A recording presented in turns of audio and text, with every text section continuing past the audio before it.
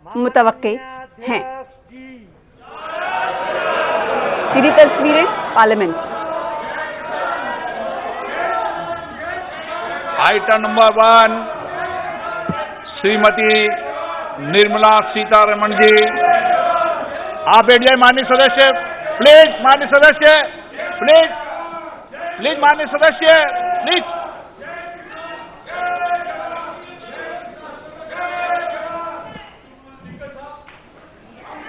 धन्यवाद जी। ऑनरेबल आपको बोलने का मौका दूंगा बजट के बाद, माननीय वित्त मंत्री जी। Honorable Speaker, I present the budget for the year 2021-2022. As introduction, Honorable Speaker, the preparation of this budget was undertaken in circumstances like never before. We knew of calamities that have affected a country or a region within a country. But what we have endured with COVID-19 through 2020 is sui generis. When I presented the budget 2020-2021, we could not have imagined that the global economy, already in throes of a slowdown, would be pushed into an unprecedented contraction. We could not have also imagined then that our people, as those in other countries, would have to endure the loss of near and dear ones and suffer hardships brought about due to a health crisis. The risk of not having a lockdown was far too high. Within 48 hours of declaring a 3-week-long complete lockdown, the Prime Minister announced the Pradhan Mantri Garib Kalyan Yojana, valued at 2.76 lakh crores, that provided free food grain to 800 million people, free cooking gas for 80 million families for months, and cash directly to over 400 million farmers, women, elderly, the poor and the needy. Even as a large section of citizens stayed home, milk, vegetables, fruit suppliers, health and sanitary workers, truck drivers, railways and public transport workers, bank employees, electricity workers, annadatas, police, firemen and the armed forces all had to go about their work as normal, but with the additional anxiety of the virus hanging over them. We recognize this, and I think I speak on behalf of everybody in this august house when I express my heartfelt gratitude to these men and women for how they were able to carry out their work and duty to provide for the nation's basics over those crucial months. Speaker, sir, for public good, honorable members of parliament and members of legislative assemblies too offered their salaries. In May 2020, the government announced the Atmanirbhar Bharat package. To sustain the recovery further into the year, we also rolled out 2 more Atmanirbhar packages, 2 and 3.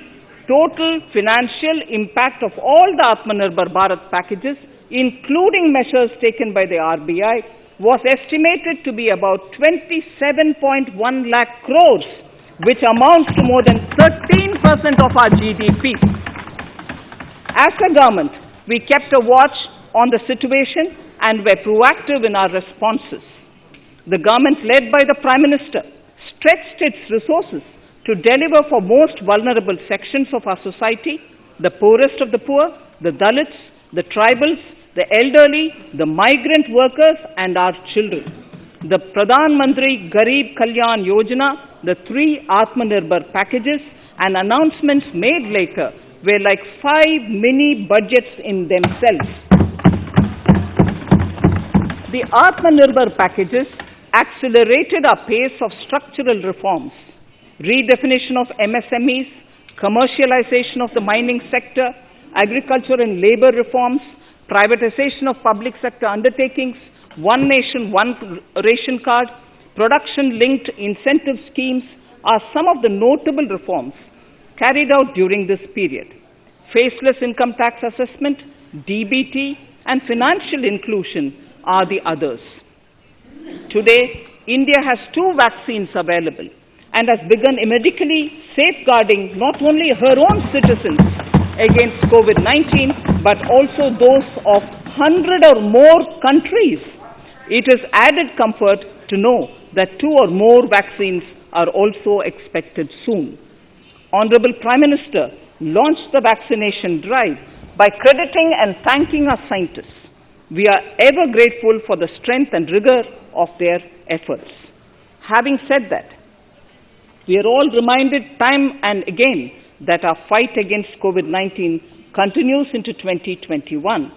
Now, just as it happened after the 2 world wars, there are signs that the political, economic, and strategic relations in the post-COVID world are changing.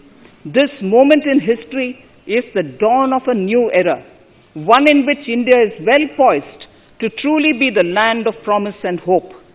I borrow the words of Rabindranath Tagore. Faith is the bird that feels the light and sings when the dawn is still dark. Faith is the bird that feels the light and sings when the dawn is still dark. In this spirit, I can't help but recall the joy that we as cricket-loving nation felt after the Team India's recent spectacular success in Australia. It has reminded us of all the qualities that we as a people, particularly our youth, epitomize of having abundant promise and the unsuppressed thirst to perform and to succeed. Today, data shows that India now has one of the lowest death rate of 112 per million population and one of the lowest active cases of about 130 per million. This has laid the foundation to the revival we are seeing now in the economy. This budget will be the first of this new decade. This budget will also be a digital budget, and that has happened with all your support. So far, only 3 times has a budget followed a contraction in the economy. All such contractions earlier were as a result of situations typical to India. This time, the contraction in our economy is due to a global pandemic, just like in several other countries. Having said that, I want to confidently state that our government is fully prepared to support and facilitate the economy's reset. This budget provides every opportunity for our economy to raise and capture the pace that it needs for a sustainable growth.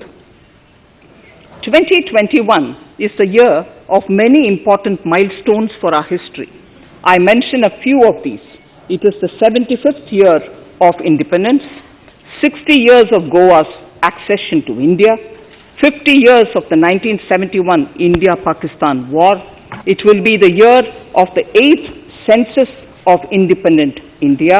It will also be India's turn at the BRICS presidency, the year for our Chandrayaan-3 mission, and the Haridwar Mahakumbh.